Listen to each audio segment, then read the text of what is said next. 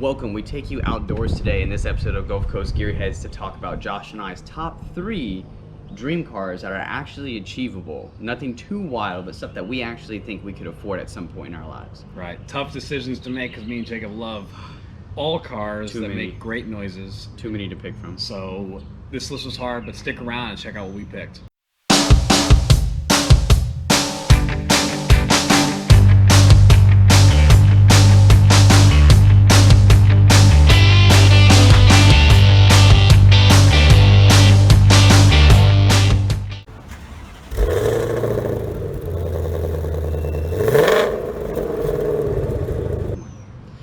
Okay, so like we said, top 3 cars that are actually affordable, dream cars that we want to put in the garage at some point. Yeah. So, Josh, why don't you go ahead and kick us off with your first one? So this is a little tough, and it's something that's pretty near and dear to my heart, is just having a newer model of a Lexus RCF. Okay. I'm not as big. I'm not saying that the older ones are bad. I just like the fact that it finally took Lexus and Toyota to be the last ones out there to put Apple CarPlay and fancy upgraded technology into their cars. But either way, I need that in there, but it still has that beautifully sounding, naturally aspirated V8 that Lexus/Toyota makes. And I love the blue color that they put on that sucker. It is a pretty good color. And they even have orange brake calipers that you can slap on that thing. Oh my gosh. Look wild. So not only do you got a fast car, you have a newer car with newer tech, and it sounds good still. And it's got air-conditioned seats. Oh, so fast luxury car is what he's going for right out the gate. Yeah, and at the end of the day, I think for me, when I get really expensive for these cars, I think if they don't have a turbo and a bigger V8, that's a good compromise. Yeah, because it still has the beefiness that you want. And I know out there it's not as quick as some of the other cars in its class, but that's not what my concern is, because I know I'll still have millions of fun, amounts of fun. Yeah. Oh yeah, we're looking for the fun factor here. That's also part of the dream car. So then my luxury fast vehicle I picked was the Jaguar FType. I tried to pick something from every continent, one from Europe, one from America, and one from Japan, so you'll kind of see my trend go there. This is my European pick. And it was very difficult because I like older vehicles, as y'all know.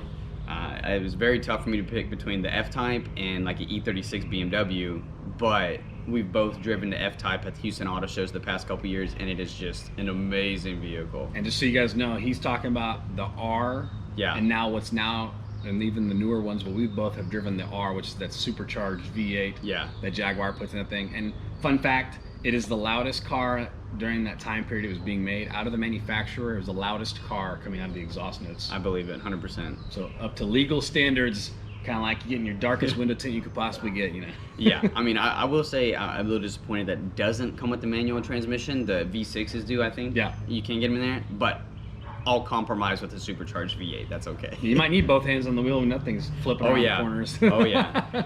So then what was your second pick then? Similar to the RCF and how I picked the newer one, I also wanted to pick a newer model of the BMW M2. Okay. And whether it's the M2 competition or the M2, I think it really changes the 0 to 60 by 1/10 of a second.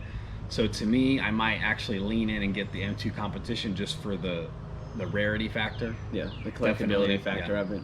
Cool car, and I love the fact that it still is pretty fuel economy. It's still pretty good. So it's decent. And it's still a lot of fun to drive, and it's actually up there in some magazines, and car reviewers are considering one of the best cars on the road to own, just because of the drivability and the everyday drivability.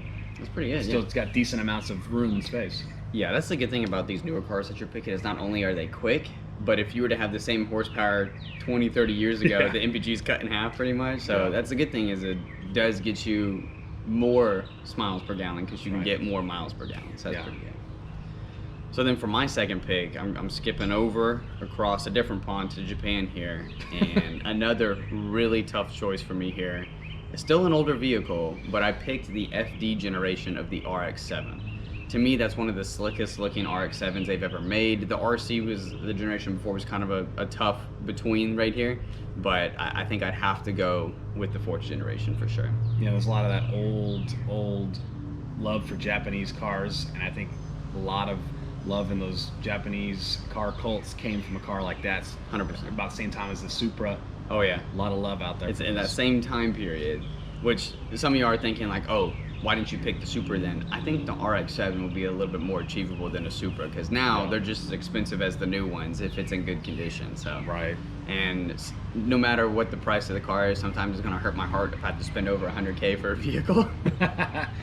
But that's what I picked on the Japanese side. So in my last car that I picked, I went back to Japan and went to a different make, and this might be one of these cars that is potentially out of reach, but I think it is within reach when you're talking about supercars, is the newer Acura NSX. Now, this car, I know it's well above the pay or the cost of right now on the ownership of an RCF or an M2, but sitting around 90 to 100,000, you can still get one certified if they're out there. And it's got that rare, like 580 horsepower hybrid engine. Yeah, it's pretty funky. Yeah, it's really cool. And there's still people out there talking about it's really still comfortable to drive. It better be, it's an Acura. So, which I just noticed you picked three luxury brands for your picks. I mean, I will say we had some honorable mentions. For me, it was a Challenger Hellcat. I have a strong, deep love for American muscle, and especially when it whines. I'm not even a Mopar guy, but I think that Hellcat has just got to be one of the most Mopar or no car. That's right. Most bad to the bone cars out there, like 700 horsepower, and it's within reach for price. So yeah, but I had to nix it and get the NSX just because there's actually not that many around. They fun fact about the year they brought the NSX back in 2017 or so, the world had sold more Ferraris, Lamborghinis, and other supercars than NSXs. I believe it. So all of those brands had sold way more NSX. So to drive a newer NSX on the road, you are driving a rare car. So that, to me, that's pretty cool. So what do you got, Jacob? We like the rare factor to it. And speaking of rare, my American pick is a 2003-2004 Mustang Cobra Terminator. Now, I'd be happy owning any Cobra that was ever made by Ford because I like all of them, even the Fox body Cobra. But to me, that is the pinnacle of SVT performance right there, you know, because it's a supercharged V8, much like the Hellcat that was your honorable mention. Comes in a 6-speed manual transmission. I'm a Mustang guy, despite wearing a Corvette shirt right now. I'm a Mustang guy. I don't think anybody picks any. That's still a cool shirt. I would, again, it was tough between picking that and a supercharged Corvette, like a Z06 or like a ZR1. ZR1 would be a really good pick, but I just can't pass on the Terminator Cobra. That would probably be my #1 dream car overall. Yeah, I mean, Cobras, any version of them, I think there's just that, like you said, collectability factor. Still great sounding cars. Looks great, sounds great. Cool snake badges. I always grew up loving, the cool snake badge. I think that's when I was a little kid. I thought that was the coolest thing. But outside of that, I mean, guys, it was really tough. Like, we probably could sit here and talk about every single dream car we'd love to own. We want to be like Jay Leno. Trying to narrow the list down took longer than what this actual video is going to come out to be, probably. Yeah. So. But if you guys have dream cars that you think you're looking to own here in the next 10 years or so, let us know. And we got some ideas out there, and we can discuss it with you. I mean, this is a cool topic. I think there's still love for cars out there, and the car enthusiast world is definitely strong. Oh yeah, for sure. So we appreciate you guys listening in. If you'd like to hear more content related to this, dream cars, new cars, older cars, hit that subscribe button, turn on the post notifications so that way you know when videos are coming out, and stay up to date with us. Right, and look for those links on all of our social medias. But other than that, that's Gulf Coast Gearheads signing off.